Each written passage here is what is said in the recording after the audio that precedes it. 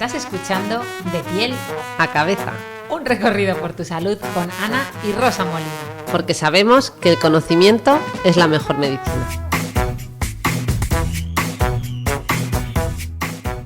Buenos días, hoy estamos aquí un viernes más en el podcast De piel a cabeza.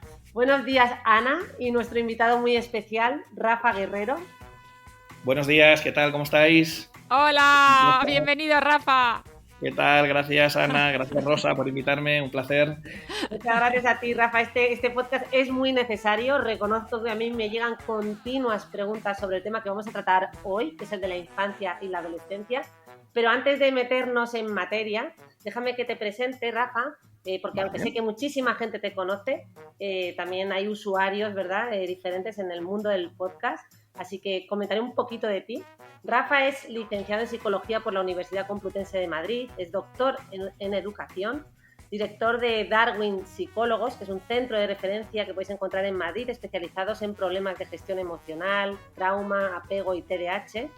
Es además uno de los grandes referentes nacionales en materia de desarrollo cerebral infantil y adolescente, y además se dedica a la psicoterapia breve con niños y adolescentes. Es autor de múltiples libros, el último es el que tengo yo entre mis manos, que se llama El cerebro infantil y adolescente, claves y secretos sobre la neuroeducación, pero además ha escrito otros muy interesantes como el trastorno por déficit de atención con hiperactividad, educación emocional y apego, cómo estimular el cerebro del niño y educar en el vínculo, entre otras publicaciones.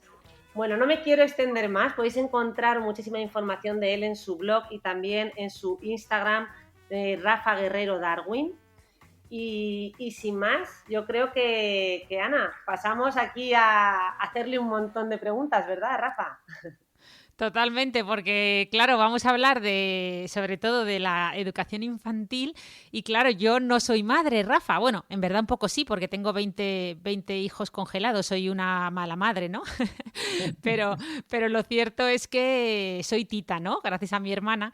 Y ella siempre me ha hablado de la importancia de ponerle límites a los niños. Ella siempre me decía que los límites son importantes porque les facilita el desarrollo, el conocimiento, les da seguridad.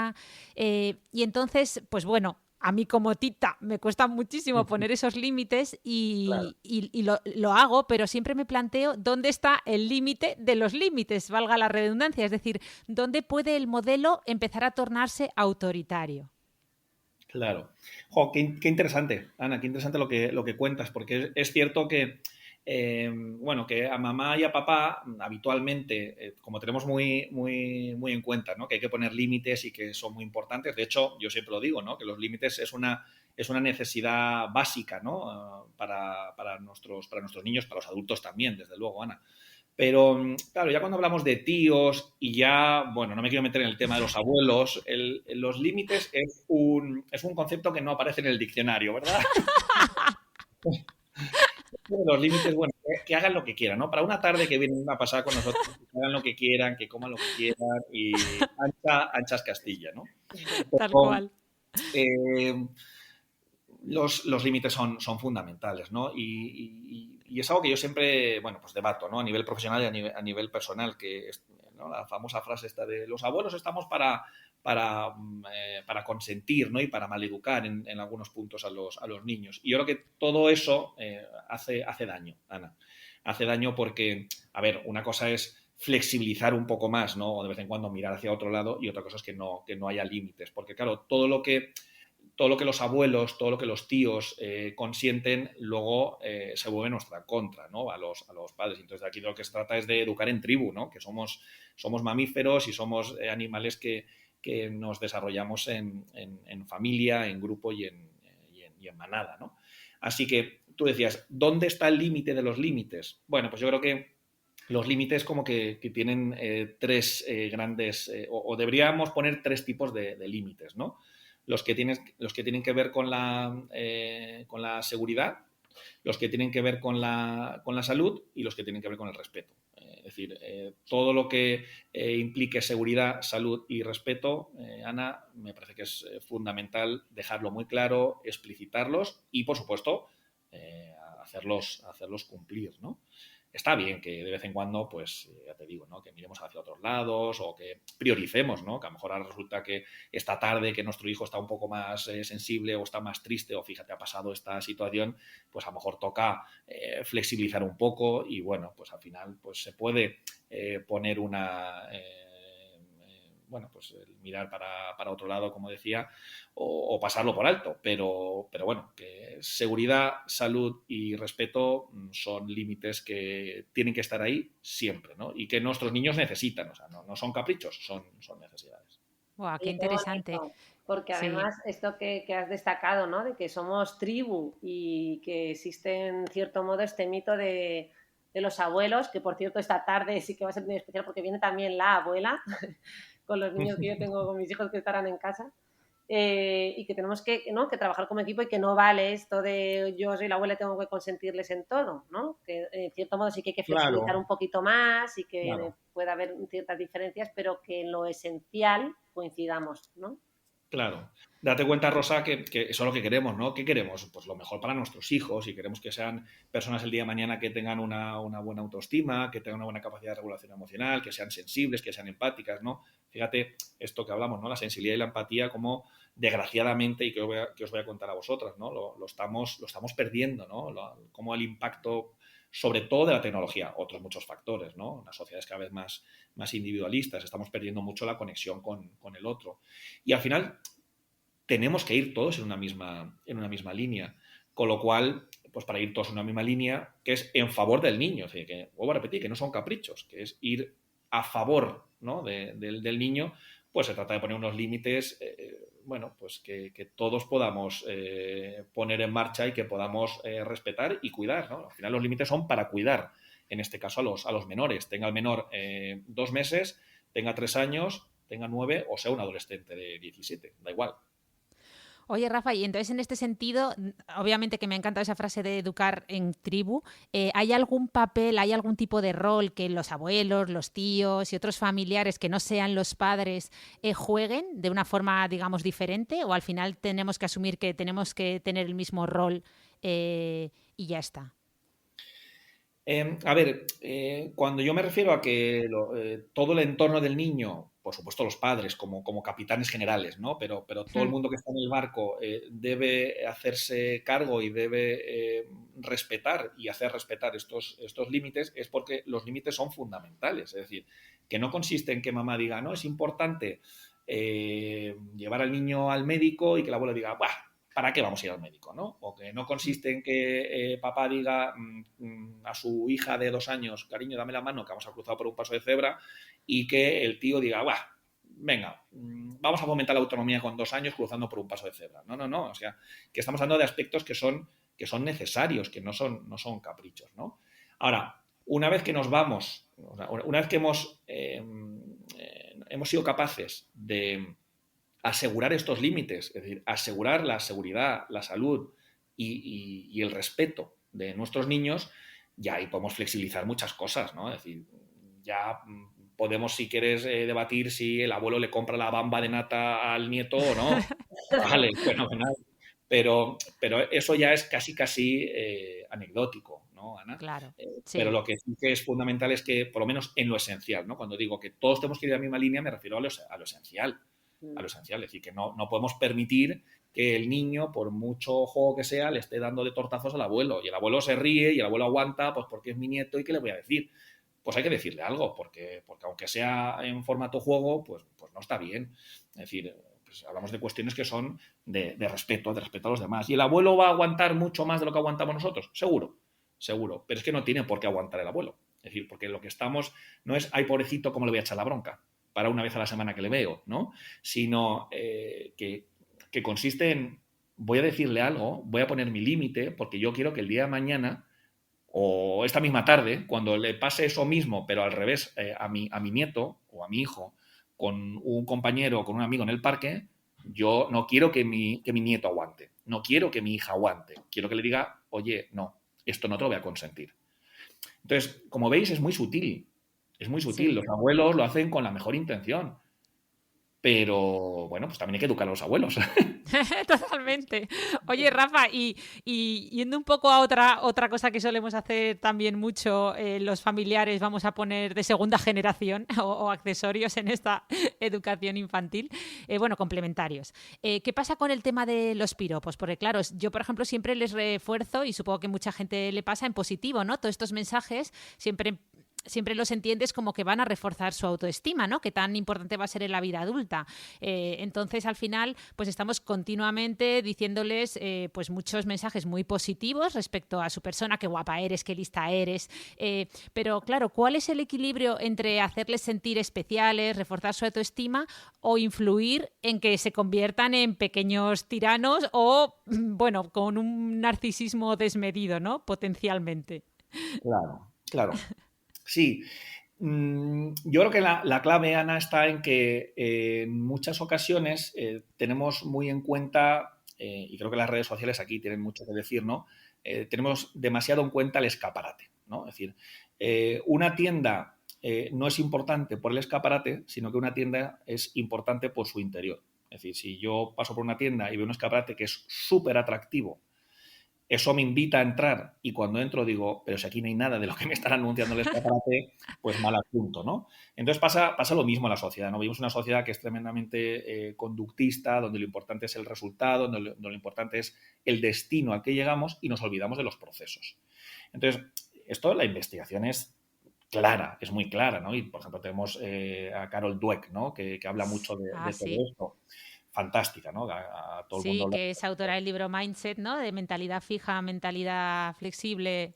Eso es, eso Mm. es. Y me parece que Carol Dweck lo deja muy claro, que es mucho más potente y mucho más efectivo el reforzar procesos que el reforzar resultados. Es decir, que cuando una profesora le pone un 10, porque se lo merece, ¿no? El trabajo, le pone un 10 al trabajo o al examen o a la exposición que ha hecho su alumno de 8 años, es más importante o es más efectivo, ¿no? A largo plazo, decir, o sea, la atribución que hacemos, ¿no? Te pongo un 10 porque te has esforzado mucho, que decir, te pongo un 10 porque es que fíjate lo listo o lo lista que eres, ¿no?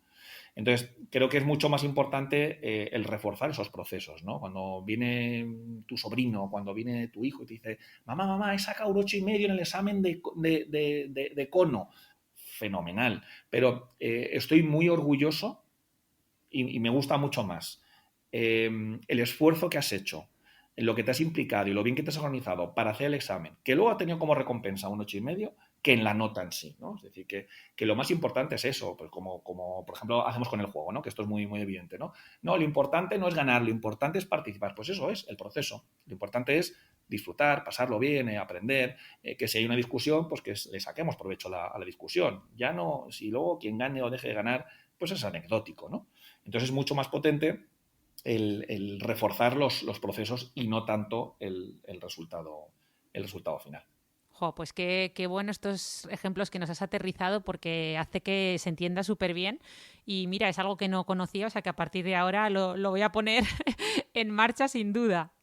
Claro. Y otra cosita que creo que es también muy, muy interesante es que no siempre, a ver, cuanto más chiquititos son, más nos necesitan y más necesitan de que hagamos decodificaciones o demos narrativas, ¿no? Como suelo decir, que estén ajustadas a lo que ha ocurrido, ¿no? Desde luego hay que explicarles a los niños las cosas.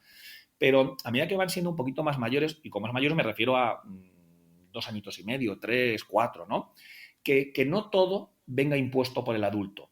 Es decir, que cuando se dé una situación, que podamos preguntarle al niño cómo te ha hecho sentir esto, ¿no? O sea, fíjate, papá, mira lo rápido que me he duchado. Bueno, no es importante lo rápido que te has duchado o lo rápido que has comido, sino que cómo te has sentido cuando te has duchado y lo a gusto que uno se queda cuando se ducha. O que hemos acabado el puzzle. Bueno, pues está muy bien. O sea, es decir, una de las fases de construir el puzzle es la finalización, ¿no? Que ese es el remate final, ¿no? Pero, oye, lo bien que lo hemos pasado. Y el esfuerzo y la perseverancia, ¿no? Yo creo que es un gran momento ahí, Ana, Rosa, para que trabajemos esas habilidades que estamos desgraciadamente perdiendo, ¿no? Y es que son habilidades, por cierto, de la corteza prefrontal, ¿no? Que luego seguro que hablamos un poquito de ella. Pero, Uy, la corteza prefrontal, perdona Rafa que te corte, no, sale en este podcast, tiene un micrófono aparte en este podcast, Rosa la nombra siempre. Veo que tú eres de su escuela. Yo soy muy de la también. corteza prefrontal. Sí, porque es, claro, ya sabéis, ¿no? Que es la zona del cerebro más humana, ¿no? Y entonces, claro, todo lo que estamos hablando, ¿no? La perseverancia, el esfuerzo, el sacrificio, la lucha, la voluntad, la automotivación, a pesar de que esto sea un rollo, de que sea súper aburrido, de que sea muy monótono, parte de ahí. Y esa es la estructura, es la parte del cerebro que tenemos que reforzar, pero se refuerza desde fuera. Es decir, soy yo como padre el que tengo que, como madre, como educadora, como profesional, el que tengo que incidir en lo importante de acabar el puzzle. No es acabarlo, sino el esfuerzo, el sacrificio, ¿no? Que esto es lo más potente, ¿no?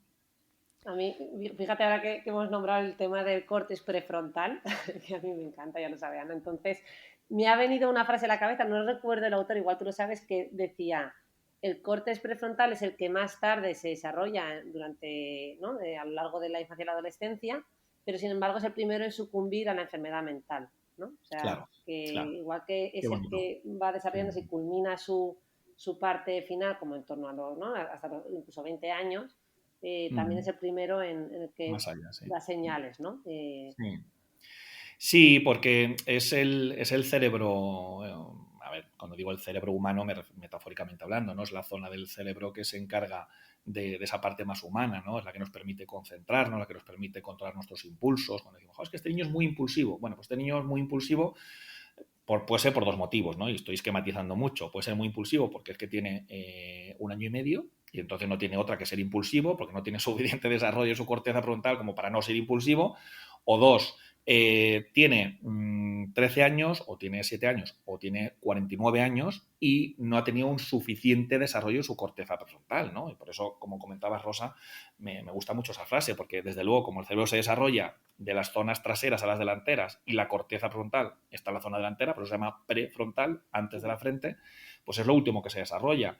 Pero la enfermedad mental, distintos trastornos, ¿no? Como bien conocéis, como el TDAH o como dislexia o como el trastorno obsesivo compulsivo. Es decir, hay tantos trastornos que se ubican en la corteza frontal, pues me parece que es una frase muy, muy bonita, ¿no? Nunca lo había escuchado. Totalmente. Fíjate que antes de empezar este podcast, ¿verdad? Hemos comentado que nos encantaba que estuvieras aquí porque metafóricamente yo decía, todo se cuece en la infancia y en la adolescencia, de lo que vemos en las consultas de Todo, salud mental. O sea, todo. casi que se puede decir todo o casi todo, porque es verdad que hay cuadros que luego debutan más tardíamente, pero al final rascas, ¿no? Sí, Y aparecen todo. cositas en estas etapas, ¿no? Tan tempranas y tan claves. De hecho, hasta a nivel de campo de investigación, claro, es fascinante todo lo que se puede avanzar estudiando en estas etapas, ¿no? Frente a etapas ya adultas donde todo está ya un poquito más, pues, emborronado por las propias experiencias y trayectorias vitales que ha tomado cada uno, ¿verdad? Totalmente. Nos cuesta mucho más distinguir. Totalmente. La verdad que la etapa infanto-juvenil, que es una etapa apasionante, que os voy a contar a vosotras, y no solamente es que sea apasionante, porque claro, apasionante es una opinión que yo doy, a mí me resulta apasionante y a otras personas pues a lo mejor no les resulta apasionante. Pero aparte de eso, es que es fundamental, porque bueno, pues nosotros que nos dedicamos a la psicoterapia, pues lo vemos constantemente, ¿no? Y por eso mamá y papá siempre, obligatoriamente, es uno de nuestros condicionantes. Tenemos muy pocos, pero uno de ellos es que mamá y papá tienen que ser parte de la terapia. ¿Por qué? Porque han sido, son parte de la familia, son parte bueno, sin querer juzgar y sin querer señalar, ¿no? Pero son parte de lo que está ocurriendo y de la situación que están viviendo, pues también son parte de la solución. Y bueno, pues muchos de los trastornos se inician en la etapa infanto-juvenil, otros después, ¿no? Como comentabas, Rosa, pero todo todo empieza a cocerse en esos primeros años de vida. Fíjate, ¿no? Que yo hablo también mucho de apego. Y el apego, que es algo que ya está, que ya podemos evaluarlo y podemos saber qué tipo de apego tiene un chiquitín, y no hablamos de un chiquitín de 3 años, ni de 5, ni de 7, ni de 14. Decimos que el apego ya sabemos cuál es antes del año de vida. Y fíjate la poca importancia, ¿verdad?, que le estamos dando, Ana, Rosa, al primer año de vida. Es fundamental, ¿no? Un bebé que ya está, que lo único que hace es dormir y comer y que es un manojo de instintos y de reflejos. Y ya antes del año de vida sabemos qué tipo de apego tiene y sabemos que el apego seguro es un amortiguador y el apego inseguro aumenta las probabilidades de psicopatología. O sea, fijaos, ¿no? Lo importante que es todo esto. Buah, pues hablando de estos temas, hay dos temas últimos, porque ahora ya dejo a mi hermana que pregunte, que nos habíamos dividido un poco la entrevista, porque si no sabíamos que íbamos a, digamos, pisarnos la una a la otra. Y yo hay dos melones que me vas a matar, Rafa, por proponer estos dos temas, porque son los típicos temas que una vez que abres es como la caja de Pandora, así que Seguro no sé si que podríamos... no. Sí, bueno, no sé si podremos aterrizarlos de alguna manera sencilla y práctica para nuestros escuchantes, pero bueno, el primero sería, bueno, pues cómo afrontar todos estos límites, todo este apego y toda esta situación de la que hablábamos en el caso de una separación de los padres, que yo creo que es un entorno muy complejo, y luego además uniéndole todo lo que tenemos hoy en día con el tema de las redes sociales, que yo creo que es uno de los aspectos en estas edades que más les cuesta, ¿no? Controlar a los padres. Uh-huh. Sí. Venga, pues vamos con eso. ¡Qué valiente eres, Rafa! Toma ya. A mí me parece, sí, lo que pasa es que al final son Sí, si quieres dos por cuestiones acotar, que... porque son temas muy amplios. Yo igual, ya que hemos hablado de límites y hemos hablado de refuerzos, podemos pedirle a Rafa que en el tema de la separación igual nos des como qué límites no se deben sobrepasar. Por ejemplo, yo siempre a los padres les suelo decir que algo imprescindible, que tú has comentado indirectamente aquí, es que somos una tribu. Entonces, aunque yo esté con una rabia increíble hacia mi expareja, todo lo que sucede delante de mis hijos, o sea, tengo que protegerlo por encima de todo, ¿no? O sea, sería un límite que nunca jamás debo cruzar delante de los niños, porque va a jugar en contra suyo. Entonces, ¿qué 3 mensajes o qué, bueno, no sé si 3 o 2 o los que sea, tú dirías que no se deben, ¿no? ¿Qué límites no se deben cruzar entre padres separados delante de sus hijos, ¿no? Claro. Daos cuenta que cuando hablamos de una ruptura, cuando hablamos de un divorcio, de una separación en una pareja, lo que se rompe es la pareja, pero mamá y papá siguen siendo mamá y papá, ¿no? Es decir, que digamos el título de mamá y de papá no se pierde nunca. Entonces, lo que al final los niños quieren, los más pequeños, los medianos y los adolescentes, lo que al final necesitan, sobre todo los que están en la fase más egocéntrica, ¿no? Cuanto más chiquititos, ya la etapa adolescente es otro cantar, ¿no? Pero cuando hablamos de la infancia, al final lo que ellos necesitan saber, y de ahí viene un poco su miedo, ¿no? Es que aunque mamá y papá no sigan viviendo y durmiendo en la misma casa, que todo va a seguir medianamente igual, ¿no? O sea, que siga todo exactamente igual, es imposible, pero que la relación con su mamá, que la relación con su papá, que los van a seguir viendo, que van a seguir haciendo las mismas dinámicas, que van a seguir yendo al cine, bueno, pues con matices, ¿no? Pero al final lo que ellos quieren es ser conscientes de que para ellos, ¿no? Para ellos como hijos, las cosas no van a cambiar. Y eso es lo fundamental. Yo creo que, como bien decíais, ¿no? Yo creo que lo que mamá y papá tenemos que asegurarles es que bueno, que no nos podemos faltar al respeto entre nosotros, que tenemos que llegar a acuerdos, que nos tenemos que coordinar y que nuestros hijos tienen que estar por delante que nuestras disputas matrimoniales o extramatrimoniales, ¿no? Es decir, que eso tiene que quedar muy claro y además se ve muy fácilmente, ¿no? Cuando estamos en guerra mamá y papá, ¿no? Bueno, pues los niños lo notan mucho.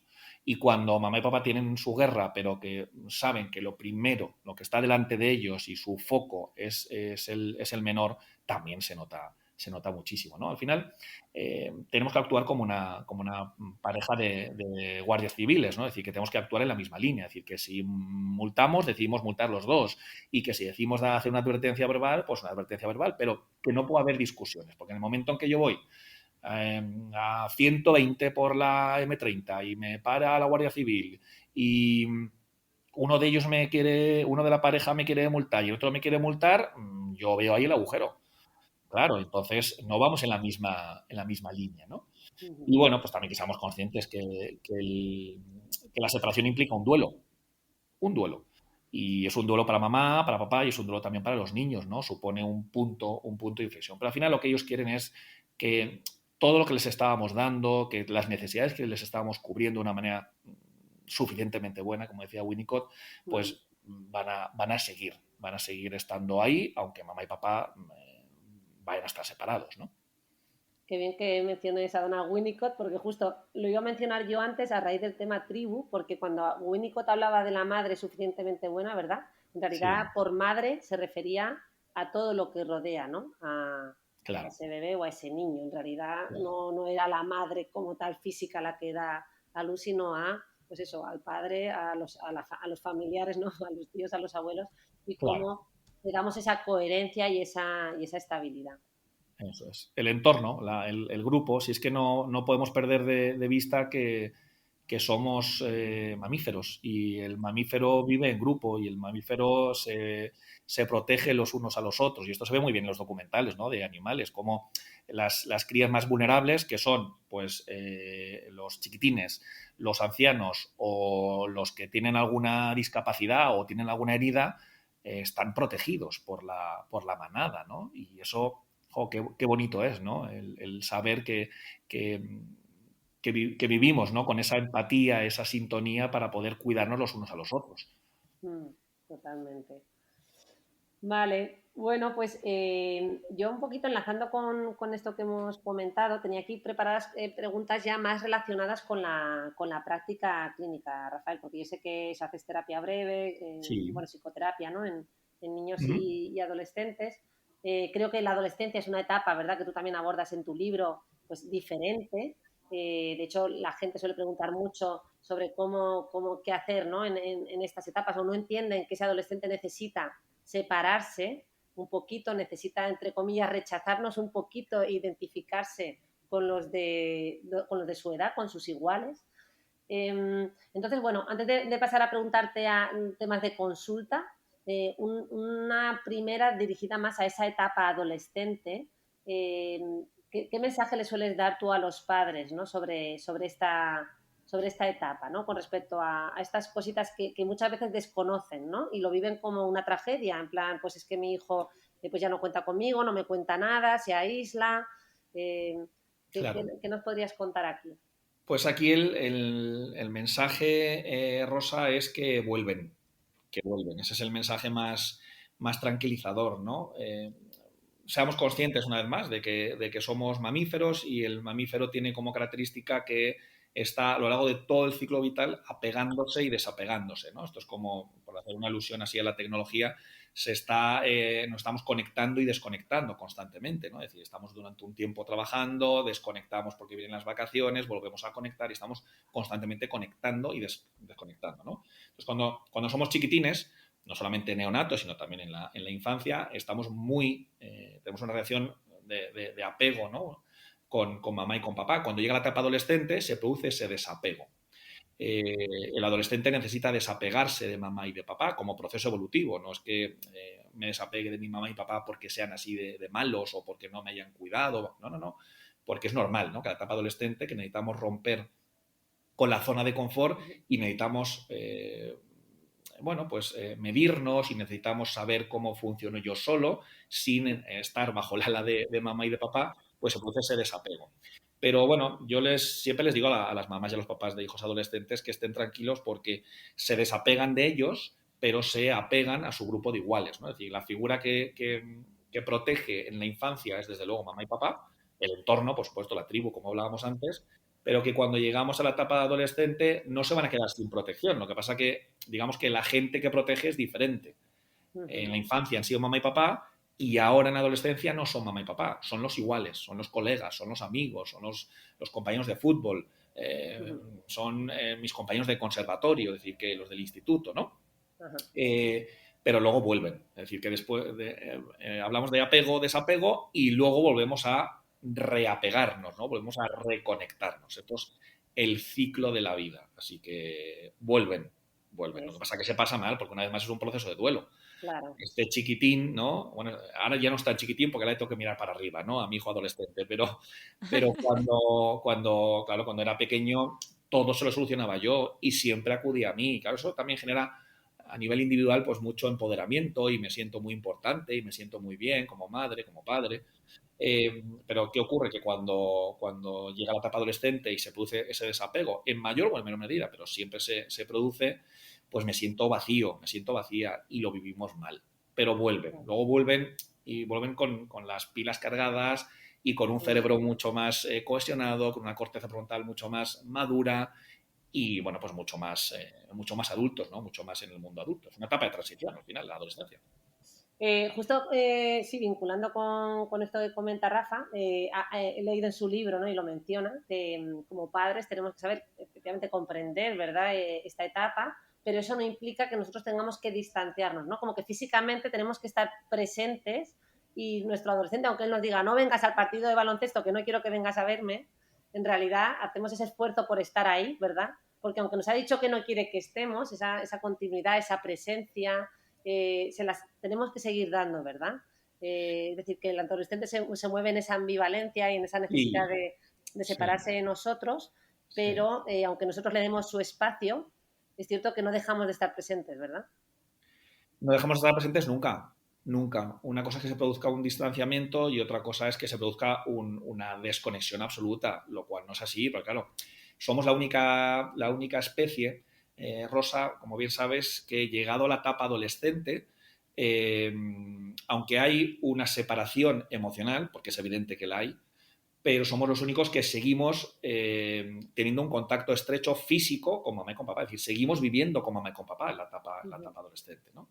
Entonces, como bien dices, hay mucha ambivalencia. Muy bien, no sabe uno lo que quiere, ¿no? Fíjate que antes de empezar este podcast tenía una sesión con unos papis, ¿no? Y de una hija adolescente y estaban muy preocupados porque, bueno, había una chica, pues, modélica, ¿no? Pues con muy buenas notas, con muy buena conducta, que todo fenomenal, ya de repente llega la etapa adolescente y ha descarrilado, ¿no? Con consumo, con amistades que a los padres no les convence, etcétera, etcétera, ¿no? Es decir, es una etapa donde, bueno, pues consiste en dar en la tecla. Lo que pasa es que ellos no siempre son capaces de dar en la tecla. Entonces, por eso suelo decir, Rosa, que los papás en la etapa adolescente tenemos que saber ver los toros desde la barrera, ¿no? Que nos apetecería estar dentro de la plaza de toros, pero ahora toca estar en un segundo plano porque evolutivamente hablando y en cuanto a lo que es el desarrollo del cerebro, de la personalidad y de lo que necesita el adolescente, ahora mamá y papá son vistos como carcas, ¿no? Y entonces tienen que estar en un segundo plano para el momento en el cual, pues bueno, yo me llevo un chasco con mi amigo, con mi amiga, con mi noviete, con mi novieta, para que me echen una mano, ¿no? Para que me escuchen, para que me atiendan. Pero cuando yo lo decida, ¿no? Porque yo ya soy adolescente, ya quiero tomar mis propias decisiones y no quiero que me agobiéis. Entonces, consiste en que mamá y papá estén ahí en un segundo plano y cuando yo os necesite, tranquilos que os lo diré. Pero hay que estar ahí, esto hay que explicitarlo. Yo estoy aquí para cuando quieras, ¿no? No vale luego que nos pongamos en modo infantil y en modo heridos de siempre he estado ahí y ahora que vienes cuando, pues ahora no te voy a hacer caso, ¿no? Pues no en estar en esa situación, sino en ver los toros desde la barrera. Me gusta mucho esa expresión de estar de espectadores, me ha gustado.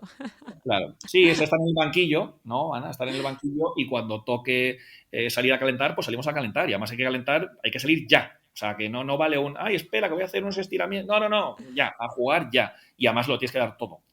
Porque vas a tener pocas oportunidades, ¿no? Entonces lo tienes que dar todo para que ganen esa confianza y que digan, wow, mi mami, mi papi, sí, carcas, pero ojo, qué bien lo han hecho, cuánto me han ayudado en este momento ante esta situación concreta, ¿no?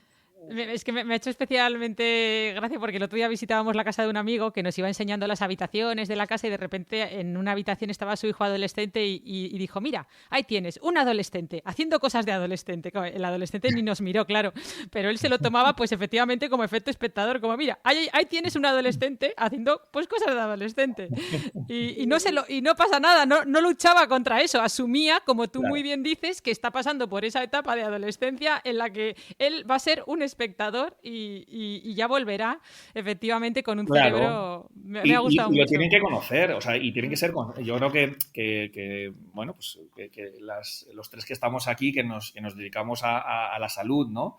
en distintas ramas, que nos dedicamos a la salud y tenemos un destino común, tenemos que ser conscientes de qué importante es la psicoeducación, ¿no? Es decir, explicar las cosas. O sea, tanto Rosa en su consulta de psiquiatría, como Ana en la suya de dermatología, como yo en mi consulta de psicoterapia, y hacemos estas cosas, ¿no? Y luego también, pues los tres nos dedicamos a la divulgación y a explicar las cosas y a tratar de calmar a mamá y a papá ante distintas problemáticas, ¿no? Pero eso es psicoeducación, eso es explicarle en este caso, ¿no? Como decías, Ana, al adolescente que, bueno, en qué punto está, es decir, cómo es su cerebro y que hagan correctas atribuciones a lo que les está pasando. Es decir, que no es que seas malo, que no es que seas tonto, que no es que seas incapaz, es que ahora mismo estás en un punto de, pues estás en tierra de nadie, porque no eres un niño, pero tampoco eres un adulto, y porque tienes sensaciones contrarias, porque quieres esto y a la vez quieres lo contrario. Entonces consiste en explicárselo a nuestros hijos adolescentes, ¿no? Y que ellos entiendan lo que está pasando en su torre de control, que es el cerebro. Qué bueno.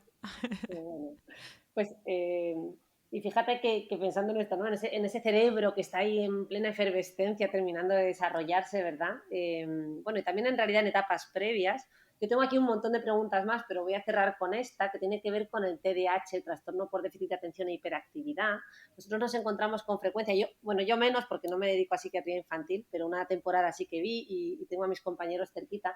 Muchas veces nos encontramos con familias que vienen en estas etapas, o como decía, también en etapas anteriores, ¿no? Con niños más pequeños, que no rinden o que estos niños no están sacando las notas supuestamente esperadas y entonces como que empiezan a sospechar porque han leído unos cuantos criterios en Google sobre lo que es el trastorno por déficit de atención y esperan un diagnóstico, ¿no?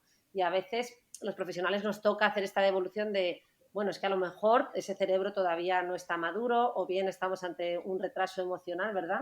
Que también los vemos, o se trata de otra cosa, pero no necesariamente un trastorno por déficit de atención e hiperactividad, ¿no? Y a veces se ha vendido esta historia de que hay un sobrediagnóstico de TDAH a nivel mundial. Estos estudios empezaron sobre todo en Estados Unidos, ¿no? Donde según en la ciudad que vivieras parecía que había un exceso de diagnóstico de TDAH, que esto tenía mucho que ver con sociedades productivas y muy exigentes, ¿no? Donde se iba a resultados y, por tanto, en ese contexto sociocultural se tendría a diagnosticar más el TDAH.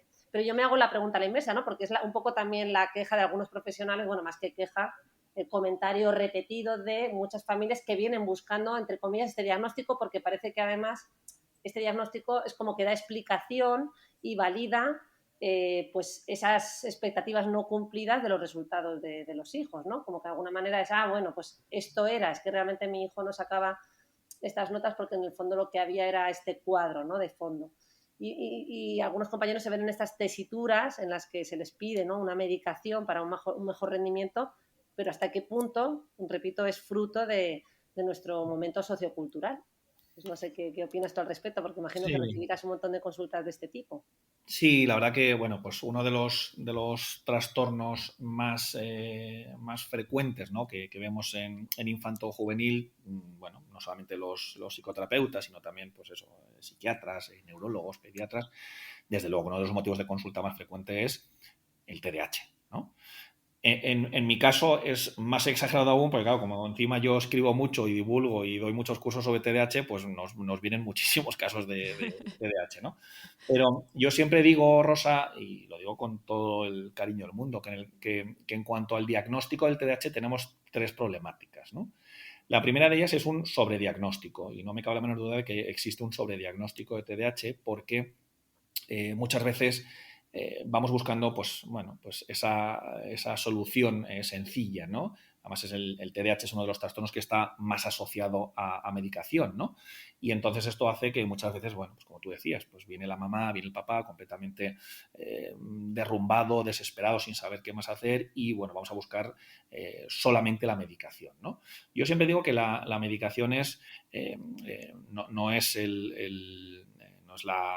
no es la panacea, tampoco es el demonio, es decir, la medicación es para los casos en los que sea necesario un recurso más, ¿no? Y esto como psiquiatra, Rosa, me imagino que das en esa misma línea, es decir, que es claro, es es un un recurso que hay recurso. que usar correctamente, no es como Eso ocurre es, con las eso. benzodiazepinas. Bueno, no es una equiparación con las benzodiazepinas, pero bueno, las benzodiazepinas están demonizadas, que nosotros usamos muy poquito, pero las usamos cuando hay que usarlas y usadas correctamente, para eso están, ¿no? Pero Bueno, usadas para eso es un correctamente. recurso más. Es decir, Ujú. que TDAH no implica sí o sí medicación y tampoco consiste en ir con la bandera de TDAH pero sin medicación. Bueno, pues vamos a ver, vamos a hacer camisetas a medida, no camisetas de talla única. No, es que las que vendemos aquí en mi tienda son de la talla L. Bueno, pues los que sean de la talla L les vendrá bien, pero el resto, que serán la mayoría, pues no les va a venir bien, ¿no? Entonces, hay un sobrediagnóstico porque muchas veces diagnosticamos en minutos, es decir, diagnosticamos en 10, 15, 20 minutos, con lo cual no es tiempo suficiente como para saber si realmente nos encontramos ante un TDAH u otra cosa. Y luego que hay muchos trastornos, como bien sabes, Rosa, que tienen unos síntomas o muy parecidos o idénticos al TDAH. Por eso es Eso importante es. ir a la raíz. Ujú. Entonces, por eso, el primer punto en relación al diagnóstico es que, bajo mi punto de vista, existe un sobrediagnóstico importante y alarmante. En segundo lugar, al igual que existe un sobrediagnóstico, también creo que existe un infradiagnóstico. Es decir, que hay casos de TDAH, sobre todo de lo que se conoce coloquialmente como TDA, ¿no? No, doctor, pero es que mi hijo es TDA, no tiene la H. Bueno, ya sabemos que el diagnóstico de TDA no existe. O sea, el diagnóstico que existe es TDAH, ¿no? Entonces, es TDAH de subtipo inatento, ¿vale? Eso sí que existe, ¿no? Según el DSM-5. Entonces, existe un infradiagnóstico porque lo que la gente llama TDA sin la H, es decir, el TDAH de subtipo inatento, cursa con síntomas internalizantes, es decir, que no es observable. Entonces, claro, al profesor, a la mamá, al papá, al profesional, nos cuesta mucho más detectarlo. Por lo tanto, hay muchos casos de niños, de niñas, es más frecuente, ¿no? Como bien sabes, Rosa, en mujeres, ¿no? En Sí. niñas. El subtipo inatento que no estamos detectándolo. Y luego, en tercer y último lugar, existe un mal diagnóstico. Existe un mal diagnóstico porque no le dedicamos el tiempo, el cariño, la presencia que requiere un niño, un adolescente o un adulto, ¿no? Entonces, bueno, esos son los tres elementos de los que yo suelo hablar en relación al diagnóstico del TDAH que hace que tengamos una situación que yo juzgo como preocupante, ¿no? En el caso del TDAH. Y luego otra cosa que está transversalmente en todo esto que estoy comentando, Rosa, es que desgraciadamente me encuentro con que la gran mayoría de mamás, de papás, de educadores, maestros y profesionales no saben lo que es el TDAH, ¿no? Es decir, el TDAH es cuando les preguntas, ¿no? El TDAH es cuando uno tiene dificultades para prestar atención, cuando uno es inquieto y cuando uno no se puede controlar. No, esto es como decir que la gripe es cuando uno tiene fiebre, ¿no? La definición es exactamente la misma. A nadie se le ocurriría decir que no, la gripe es cuando uno tiene fiebre. No, eso es una consecuencia o es un síntoma de la gripe, pero la gripe no es cuando uno tiene fiebre. No Claro. siempre que uno tiene gripe tiene fiebre y no siempre que uno tiene fiebre tiene gripe. Pues es lo que estamos haciendo con el TDAH, ¿no? El TDAH es cuando no puede prestar atención. Ya, pero es que antes preguntaba Ana por los hijos de papás separados y divorciados. Pues uno de los síntomas, entre comillas, ¿no? de la separación puede ser esa dificultad para concentrarse, puede ser esa inquietud, puede ser esa dificultad para relacionarse, puede ser esa dificultad en el ámbito académico. Y esto Claro, también pueden ser síntomas del TDAH, con lo cual lo importante es ir a la raíz. ¿Qué claro. es lo que está ocurriendo a la raíz para que se den estos síntomas? Ujú. Sí, sí, sí, sin duda, ¿no?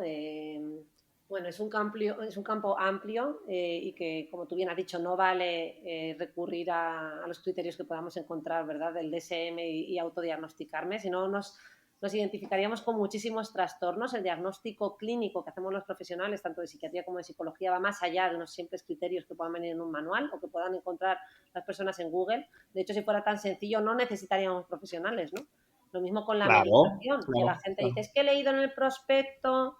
Hombre, claro, pues ya he leído en el prospecto, pues si fuera solo leer el prospecto, pues lo mismo. Habría una Claro, máquina que dispensaría claro, medicación sin necesidad de que hubiera un médico eso de es, por medio. Es decir, la claro, medicación, los diagnósticos, va mucho más allá y por eso tenemos que claro. estar ahí detrás, evaluando muchas más cosas, contextualizándolo, poniéndolo, ¿no? en la historia vital de ese paciente y teniendo en cuenta muchas más variables más allá de esos simples criterios, ¿no?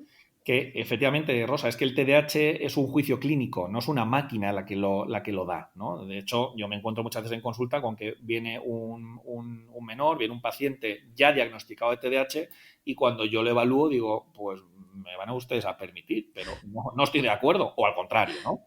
Claro que sí. Y claro, pues nos encontramos con ese problema, que el TDAH es un juicio clínico que requiere de un profesional que no solamente es que esté autorizado para evaluar, diagnosticar e intervenir, sino que tenga experiencia en el trastorno del que estamos hablando, ¿no? Claro. Bueno, pues nada, Rafa, yo creo que esto da para muchos podcasts, porque yo tenía aquí muchas más preguntas, pero tenemos que ir acabando.